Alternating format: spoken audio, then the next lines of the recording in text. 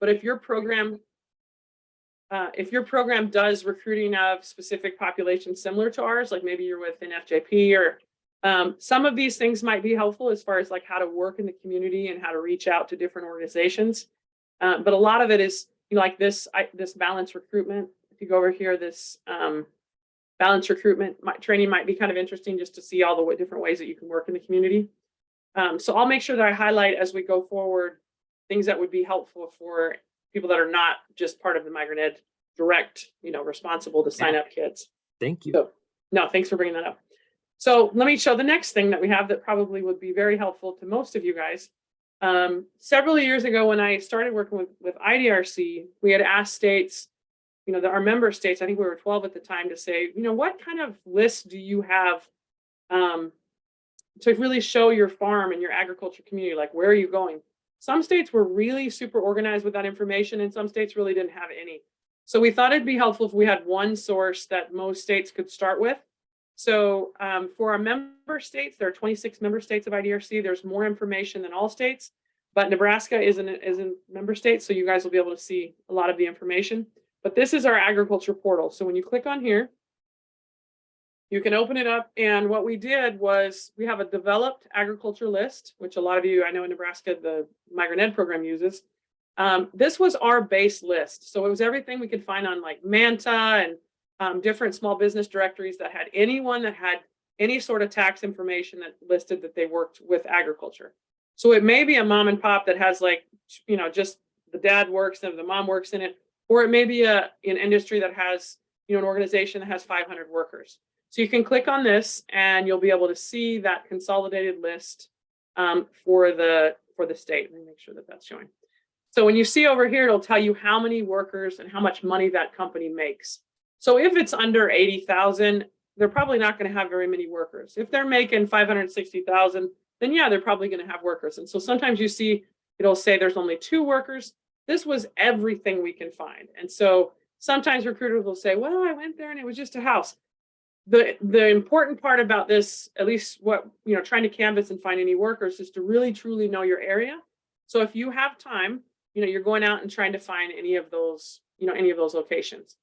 We also have a map. So maybe you just want to see what the map looks like, where these places are. Passwords are always capital IDRC. Just remember our name. And then when you see these maps, it'll let you, these are kind of interactive. We use a lot of Google Maps, but this is specifically a batch geo map. So batch geo lets you kind of interact a little bit with the map. Like maybe I only want to see dairy farms. That's the only thing I want to see. Or maybe I'm really interested in just H2A housing. So I can make only certain things, you know, show up on that particular map. This does work with your GPS. So if you click on this, if you have an Apple phone, then you can actually get an app for batch geo and it'll do it. If you have an Android, you just used it like you would like Google Maps and you click on. So if you click on this, it'll then take me to some way to navigate exactly where that place is. And so we did these maps just so that everyone could see visually kind of what's happening. And if you are an IDR state, which you are, someone in your state has a batch geo account. And batch geo is a little bit different than Google. You can literally just dump in a spreadsheet of 25,000 farms and it'll map it out for you. And then you can also look and say, well, maybe I want to see the total positions available. And then it'll let you see those by numbers and it lets you kind of play around. Maybe I want to see what kind of crops they're doing. And then I can click on there and it'll let me see, you know, exactly what it is that they're doing there. So each one of these, you know, that has that map. If we go back, then there is a farm labor contractors list. What we did was try to find every national list that exists that would be related to anything that we might want to reach out to. So there is a national contractors list, which we'll probably update this month. Same thing, then there's a map of their locations. Then we do a ton of work to update these monthly or every 6 weeks. If you open up, this is all the H2A. We used to be able to go to like deleta.gov and get them. Now we have to get them from several different sources. And we update these monthly. If it's in yellow, so you can see the last time this was updated was March 3rd or March 8th, sorry. If you scroll down, everything in yellow is all the new ones that we added. And then if you scroll down, everything else is who's still present in the area. So if you just have a Google account and you download this, or you just add it to your Google account, you'll always see the most updated list. So we have both the work lists and we have the housing locations. The housing locations is a little bit more problematic to get, and so it takes us a little bit longer to update that, but we try to update that every couple months. We also have a USDA rural housing list. So some of this is directly, can be farm worker housing. It's just any sort of USDA rural housing that's there. And then there is also a list of trailer parks. So many of you have seen this. They have to keep this in case of emergency. So FEMA keeps this. And so they update it. And not that all migrant families live in trailer parks, but trailer parks are good places of what we call transitional housing. It's an easy, first time place that a family could move into, maybe easier to get in than some of your apartments or some of your houses. So we then have, it'll let you know if it's a large one or a small one. And some of these are not going to have anybody. It may be just a, retirement community kind of thing. But we felt like it might be helpful for everyone to have that access. We also have the USDA egg, poultry, and meat inspection list. So if you open up, these are all the places in your state that have some sort of meat processing. They may or may not qualify for us specifically in MigrantNet if they're past initial processing, like maybe they're making beef jerky or something like that. But we include anything that's, it mentions, that's been inspected by the USDA. Then we have a hemp list. Now the hemp list may look weird. These, actually yours is pretty, you guys is pretty good. So these have to be obtained by FOIA requests or Freedom of Information requests. So some of ours for states just have the name and like the city because that's all the state is required to share. But it looks like we have a decent amount of addresses and the actual person who has the license to grow hemp. That doesn't mean that they're growing. They might have just got the license, but you at least could see who had those licenses. Is there any questions on anything I've said so far? Anybody want to put anything in the chat box? Any comments or anything about any of the lists so far? Nothing in the chat yet. Okay. So below that, we then have your, and feel free to throw those in. I'll try to pay attention as we go too. Then we have the Nebraska Ag website, and then all the different associations that we could find that were Nebraska specific. So we always suggest that MigrantNet programs have relationships with these, different entities so we can partner with them. And so these are just ones that we have specifically for Nebraska. We also have a tool, I may have to find real quick, which is, I'll just send everybody a link to it. Give me just a second. You're recording this, aren't you? I gotta find it really quick. Let's see. So we've made a tool for Nebraska, just real fast, and I'll put it in the chat box here so you can see. We'll find Nebraska's. Oh, have we not done Nebraska yet? Well, never mind. We'll do yours very soon.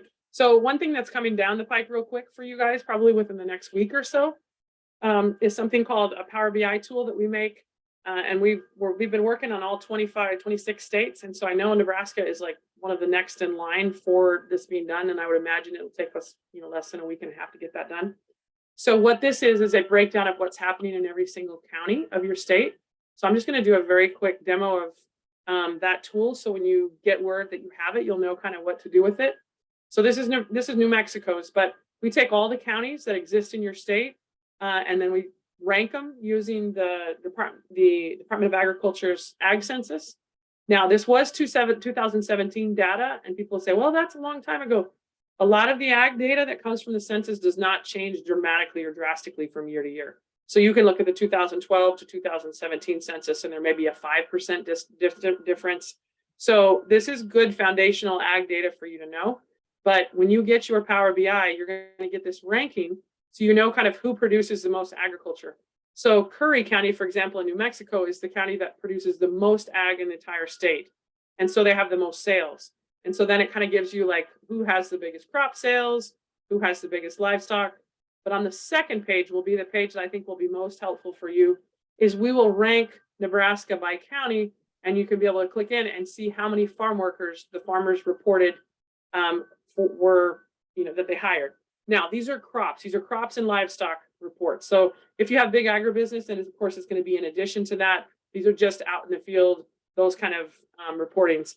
It'll also tell you how many operations with farm workers, 10 plus, or only 5 to 9 workers. but I really like to use this to compare. So if I'm a recruiter and I have 4 counties that I'm responsible for, and one of them literally only has 199 possible ones that were found on the ag census, and the county next to it has, 1,430, I know my probability, unless there's a big agribusiness in that other county, my probability of finding workers is going to be larger in the county with more farm workers. And so I won't go super deep on this, but you can look at the acres and look at cattle and milk inventory. We then break it down by each county so you can compare exactly what's happening.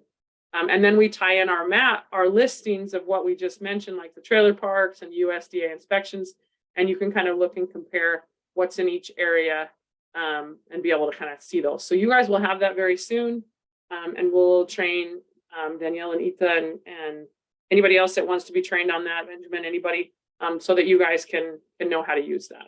So it's a very cool tool. It's just taken us a bit to do all 26 states. So this is brand new. And a lot of our states are just kind of figuring out how to use it. We also try to do the FOIA requests for any aquaculture, any of those, and then we put all ag list on there. So it's just an idea to say you really should know what's happening in your communities. And if you're a migrant ed, and if you're not migrant ed, and you also want to see that, they can share the link and you can then see that same information. But we took that ag census and tried to make it into a usable format so that people would know really what to do with that. So it is a very cool tool, and all of you will have access to it. It's totally free. And so as soon as we have it ready, we'll send it out so that you can have access to that. We also have a resource portal, which we did tons of work to get you to be able to see all the different resources in your community. But there's a better one called findhelp.org that we found out about afterwards. So I don't know if you guys already know about this. I think you probably do, because I believe Ethan was one of the ones that introduced us to this. But if you don't, I'll just for your sake, I'll throw it in. You can go to our resource portal because we may have more, we may have something that one doesn't have. So for example, I'll share with you what it is. We went through and found all the searchable links for the state for the different areas, like adult ed sites that you could go in and figure out your county of what was going on there, after school programs, Catholic charities, churches, consulates, dental. We did this for every single state. And then when I realized findhelp.org keeps it updated, and they can also, you can go in there and select the language so you could share it with a family and they could then see their particular language, and you could, kind of walk them through this tool. We thought, maybe our tool's not so great. So I would suggest you do use findhelp.org, and if you don't use that already, but we do have the portal links for you guys right there. Also on the learning portal for recruiters, we have the balanced recruitment training. We have an assessment that many of you guys have taken. We have a referral tool. So for our partners, this is something that can be helpful. If you ever know of a kid that possibly could be eligible for the migrant ed program, I'll drop this in so anyone wants to play with it, they can kind of see the process. There's only 2 or 3 screens that they fill out to provide a referral to us. We've used this a lot of places with partner agencies. And once an MOU is set up where if they have a family that might be eligible, they might let us know through this referral tool. It's totally free for migrant ed staff to have access to it.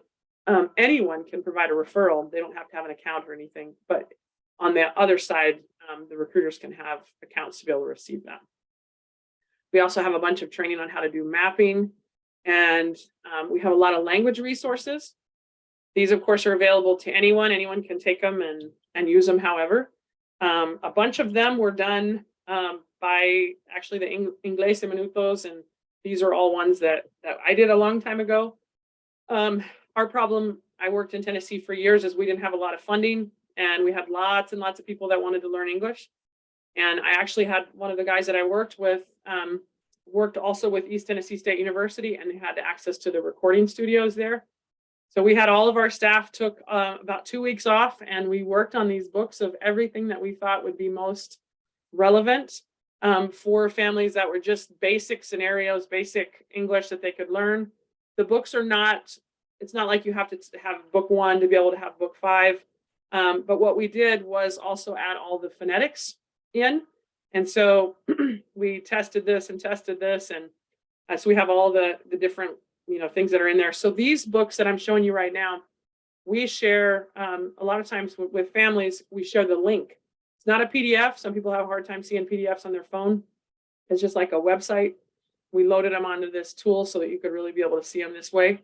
And then we have the audio. If you go back, the audio is also right below it, and it can be downloaded. So if you just wanted to share the audio file, or you can share the page with the family, and they can go in and they can listen to the book while they're, looking at it on here. So our problem in Tennessee was we just didn't have all these resources. So we made them, and then we used to sell them for a scholarship that we had. And then once I left Tennessee, we just made it available for everyone so that anyone can use them. So you can download this. It says Spark Innovations. That's me. So you literally can just, if you have someone that says, oh, it's copyrighted, you can't use it, just send me an email and we'll get that to you. We also have the Via Bilingüe Inglés. These are ones that we also did in Tennessee, but they're one-sided. And there's some really good ones from South Carolina here too. And we kept the ones from South Carolina. They have the accent from the South. I know that might not be relevant to Nebraska, but you can hear how you might hear it in a different accent in English. And they have some really good information in there. All of the books themselves are below. We also have, with English in Minutes, we did tons and tons of English classes based off of the books. And so over the years, we saved our favorite lessons. And a lot of these are based on the idea that if you're teaching language, any of you that are ESL teachers, that you're looking at speaking, reading, writing, and listening, you're looking at all of those areas. And so we have some activities that you can do. Sorry, when I talk too much, I start to cough. It already has worksheets, it already has activities, it already has ideas of like what to think about when you're teaching, kind of gives the idea of what the purpose of the lesson is.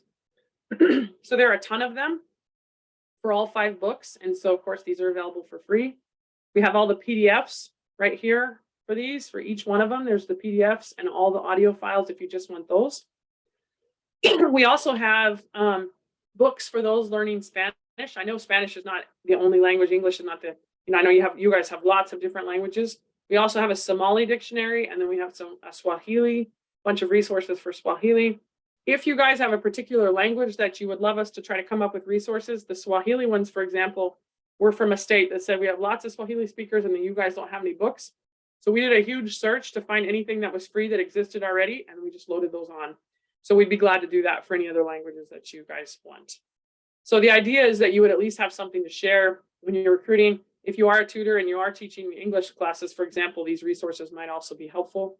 And these are available for anybody. It doesn't have to just be with Migrant Ed. So, any partners feel free to access those however you want. I already dropped that in there. Okay, so that's what's right here on the learning portal.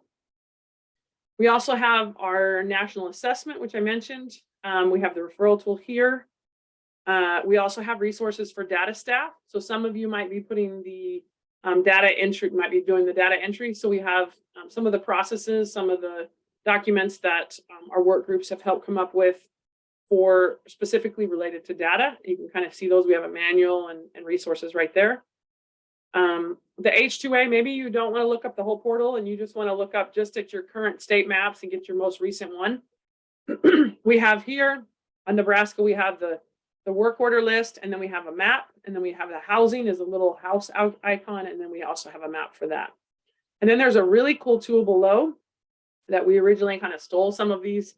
We've worked with their developer, and there's a way that you can pull off a Spotlight anytime that they update. They do a scrape from Department of Labor site.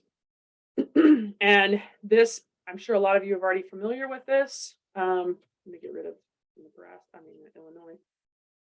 Let's see if I can get Nebraska here.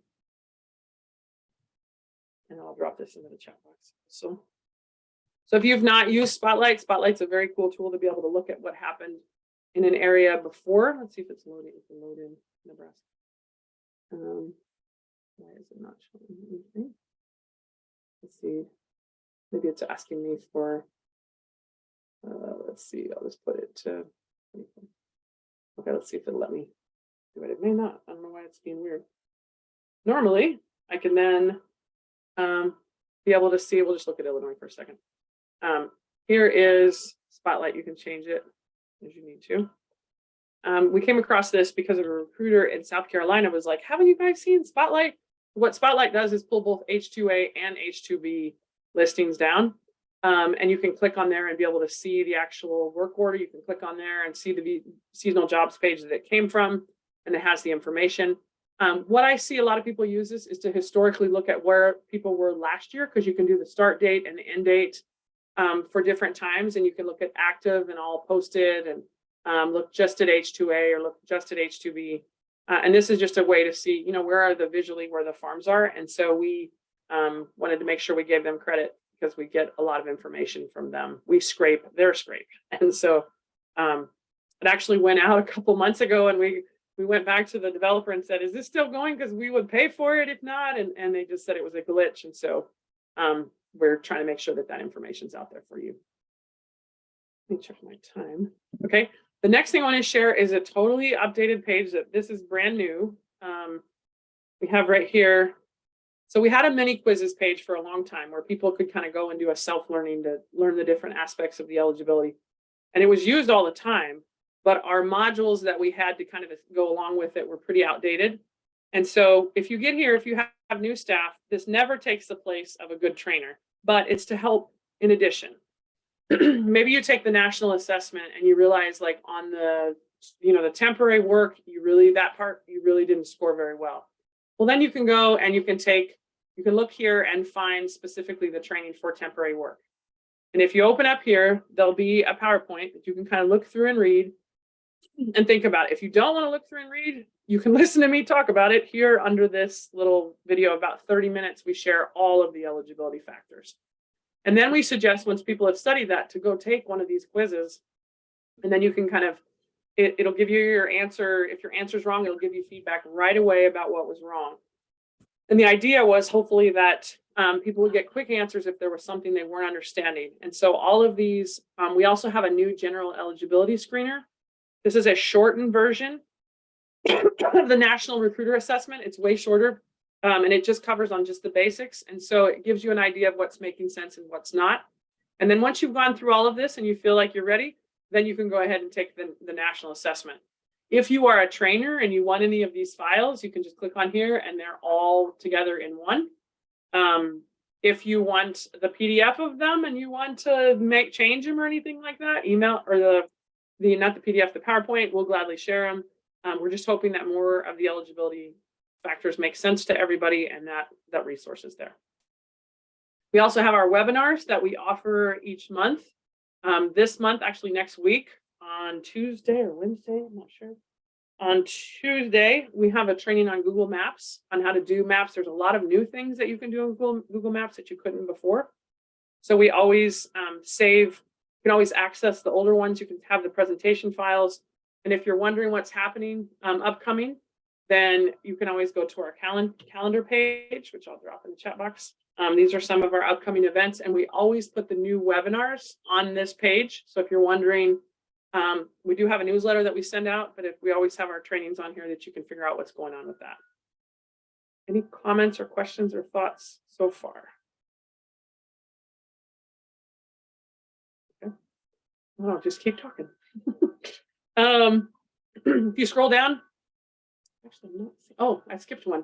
So we have one of my favorite ones is right here at the front. It's called the Learning Portal. So coming from the perspective, I know not everyone is a migrant ed recruiter, that you're coming from different areas. Many times we come across families that are wanting to help their kids, but they're not exactly sure how. And they would, most kids have access to a tablet or to a phone, especially since COVID. And a lot of kids have access to the internet, not everybody. But I think it was about a year ago, we started working on what we called the Student and Family Learning Portal. The idea was, are there really good websites that will help kids on their own if they don't have parental support? Or if really the support is basically like, hey, why don't you go to this website and practice to learn how to read? Like, what would be websites that the kids would really enjoy and that would be helpful? And so at the very top corner, there is a language widget. So maybe somebody put it in the chat box, so make sure you guys are over there.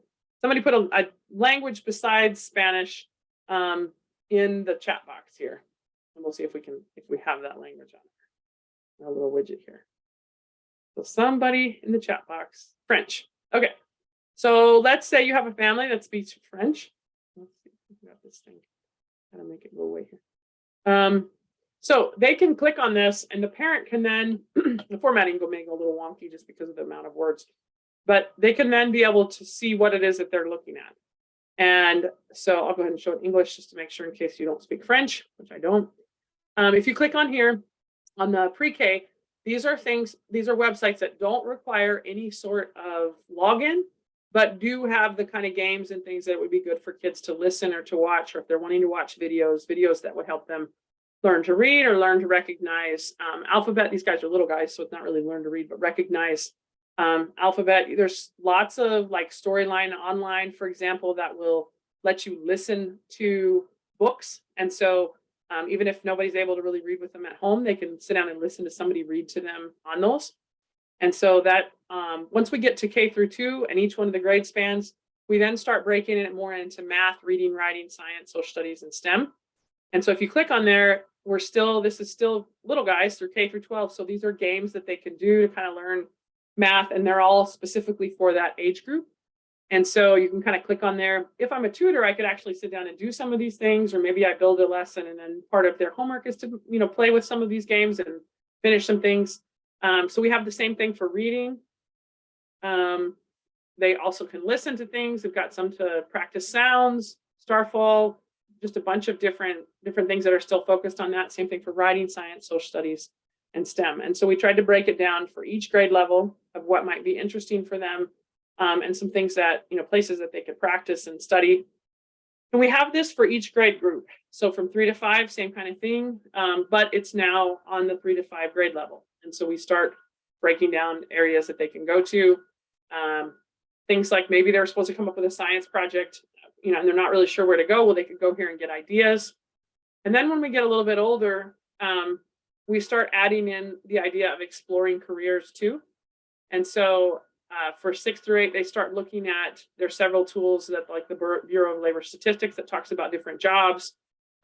There's this Road Trip Nation. It's actually like a little show, and they specifically go and look at different industries and people do the job, and it's for middle school kids.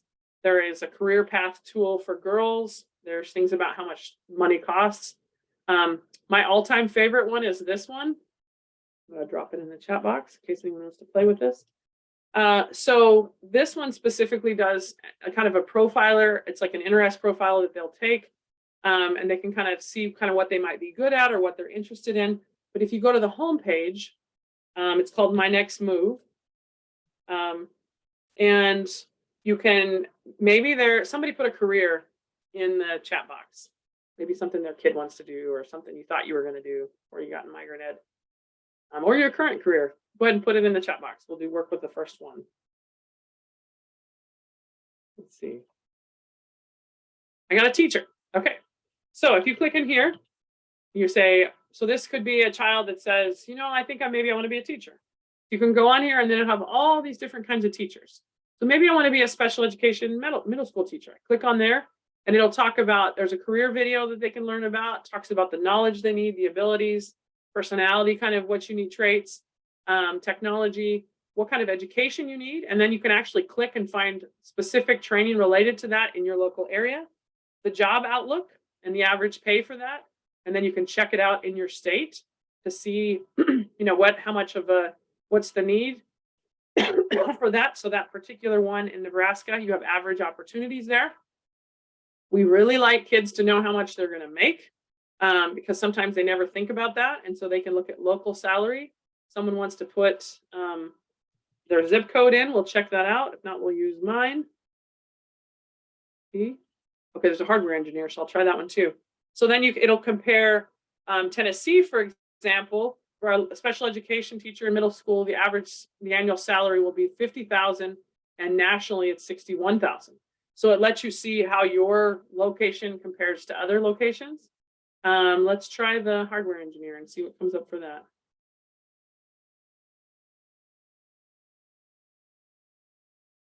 If I can type, it would be good. So then it starts, same kind of thing, tells you what you need to be good at, and then tells you the difference, kind of to see what you actually would need, bachelor's or master's. We always feel like one of the things that we don't equip kids with enough is understanding how life costs later on. And so sometimes they decide their career without understanding exactly how that's going to play into everything else that they need to pay for and So we use this tool for kids to look at what they like and then look at all these different jobs. The cool thing is it also exists in Spanish. And so you can click over here on the bottom. It says, hablo español. You click on there, and then you can look that and you can see those same kind of things. So going back to the original tool, the idea is that hopefully these will help them be able to start making decisions and ideas that might be helpful. Get a little bit older, we start looking at college prep, and it doesn't have to just be college. It could be this particular college navigator lets you see the kind of things that you're looking for. Do you want to live close? What kind of field are you looking for? You want to go public? You want to go private? And then it lets you know all of the universities that may offer that particular program that you're interested in. Same thing here. This one's kind of mapping for college, looking about learning how to save, what you need. Then we have a lot of the scholarship application sites that you can kind of work with. There's several of those. There's some free ACT test prep, and then information about FAFSA. So if we move on to OSY, I know there is a full OSY consortium, so we're not at all trying to compete with them. But sometimes there are sites that you just want to, send a youth to maybe learn to read or to do some more math. So math, we took the idea of everyday jobs and tools that they could use to think for algebra or for dividing or for fractions, any area of math that they might need to learn more of or just practice. And then we also start getting some sites that you would need to have, like Conivit, for example, is the Mexican government has a bunch of math course materials that you can download for free. Khan Academy, if you have an account, you can go in and learn all sorts of things. Same thing with IXL Spanish has a lot of different things that you can practice different levels. So we start sometimes using and having to make an account, just a free account with some of these tools. For life skills for OSY, for example, Kelly Blue Book. It's really good for guys to, and girls to know the value of things. Rent.com. So we teach them how to find rent in their area. And we have worker protections, practical money skills, Medline Plus. Maybe they're not feeling good and they want to be able to look at something. These are very, to be able to explain their symptoms or something to the doctor. Craigslist, because my husband is from Mexico, and I swear he learned English from Craigslist. All the things that he was looking that we needed. We have a small farm, and so over the years, he knows how to read a Craigslist. He can do that at any time, and he would always ask me at different times, what does this mean? And I've seen lots of families that we've worked with sharing that tool. Now you can do it in Spanish too. There's some learning to cook things and also the exchange rates in different countries. So that's just a kind of a quick overview of some of this particular tool. We also have virtual field trips. This is just, you want to take them anywhere in the world through Airpano. It does the 360 views. Dollar Street, you can learn about costs. If you click on Dollar Street, you can go anywhere in the world and be able to, see, okay, what does it look like to live in Jordan right now? And they have families there. And then you can kind of see videos of what's, how much over on the side. It lets you see, I want to visit this family. And it gives you like what their house looks like and what it costs and how much, where they go and how much money. And it lets you kind of go around the world with that. And so it's a good opportunity to be able to teach. There's Farm 360, 360 cities. Google has a lot of Street View, different tours that you can take. There's a White House tour, lots of zoo cams and things that you can see from all over the world. And then we also have a summer learning. Last year we had little bags that we gave out to our member states. And the idea was they could introduce the portal, and we had them be able to listen to books and then learn how to draw. The kids had a lot of drawing supplies and materials in there. Google has a really fun tool called Quick Draw, where it says, draw a chandelier. And then when you're drawing, it tells you, oh, I think you're drawing a rabbit. I think you're drawing a dog, and until you get it right. And so we did a lot of stuff with drawing in books. And then we actually had the kids work with Storybird and try to create their own books out of it. And the idea was to get kids to read more and then actually create their own book from that. So this was just, we have resources for teachers in here. These are all trackable sites. So if you wanted to do reading and writing, and track the kids, if you had more time, maybe you had them in a summer school, these are all different things that they can use. Math and reading that are all, trackable, set up, what you want them to study and to learn. And then we have some basic information for parents too. Of course, we can always change the language up here for them to be able to read and see some of these things. Some of it's career exploration, some of it's college prep things. Some of it's life skill resources, but things that we thought might be helpful. Anyone have any questions on the portal? Okay. If you do, definitely use it.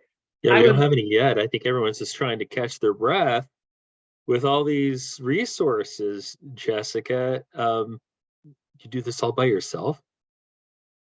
Well, so let me put in context. We have work groups that provide suggestions and ideas. I did after school for probably 13 years. And these were some of my all-time favorite sites that we use. So like I said, when I say my heart is in services, this was kind of my pet project of like, oh, I finally get to do something besides just recruitment.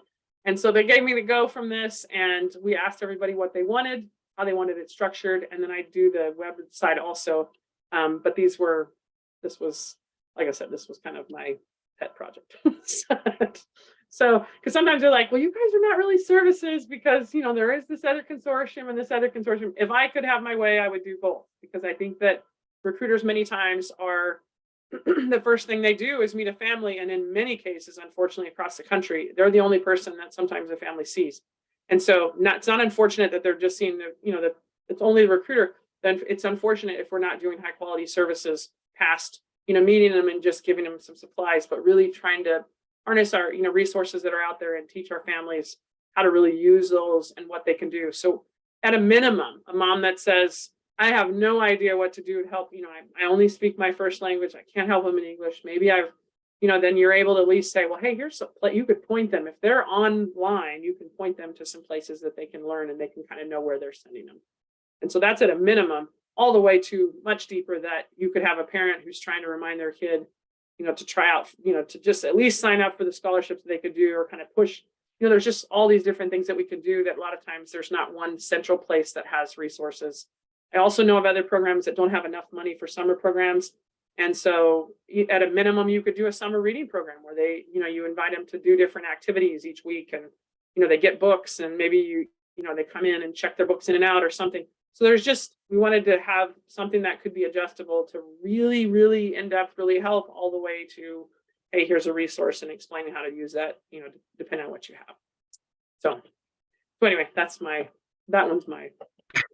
Yeah, no, I just my head's spinning, and it's in a good way, because it is, you've really developed a one-stop shop, you know, not only for obviously recruiting, but, you know, so many of the people we work with, they're doing the same kind of things that we are. They're trying to find out where ag workers are, and what are all the businesses are out there. And it's difficult when you have to navigate several different websites doing with a lot of different tools, and the same thing on services. And you're right, a lot of times those families are asking us to be the experts, or they expect we are, to know where all these things are. And it's nice, and I really appreciate that you've done that, so we can pretty much go here and find something that could be of use to a family, service provider, a recruiter,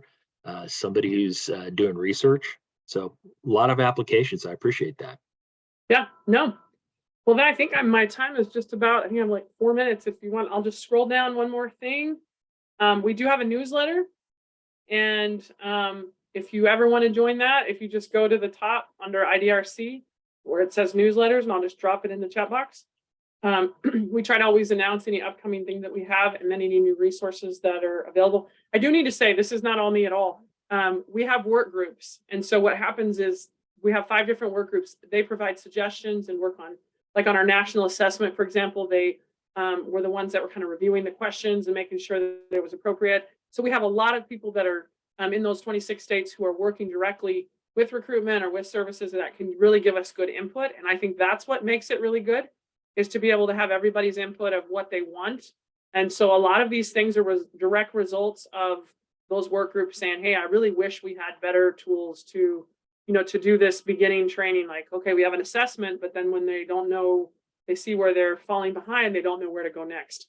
So I think that's what makes it relevant, is having all the input from everybody. And so you guys have several, both Itza and Danielle are both members of the work groups, and always are good about providing good feedback. And So I think that's, that's where the quality of IDRC comes from. Lots of voices, really letting us know what they want. And so that's all I got. There's more, but that's enough for today. If you keep looking around, you'll find more stuff. But those are our main things that I think are well. Let's. Do you want to give Jessica some feedback? You've got questions. Maybe there's something you're looking for, and chances are she might have a clue where to look. Now's your chance, folks. You can either type it in the chat here, or you can just unmute yourself very quickly. If you do have questions for Jessica, and something occurs to you, or you're on the site, you could always respond on the website, the IDRC website, and you'll probably get Jessica. Or you can certainly email me and I'll relay that to her. So, and there you go. There's her Gmail right there. So thank you so much, Jessica. I really appreciate your terrific work and appreciate your partnership over the years. And we're looking forward to it continuing. Well, thank you. And like I said, thanks to Nebraska for being the lead state, and to you also as we transition from Sioux to say, okay, what happens now? You've been really good about supporting us. So thank you for the opportunity. We really appreciate it. Well, thank you for coming and making time for us. So, all right, ladies and gentlemen, all good people across the state of Nebraska, you got a 10-minute break. So please come back here at the top of the hour, and we've got our very last presentation of Planting Seeds of Partnership 2023. So come back. See you in a few minutes.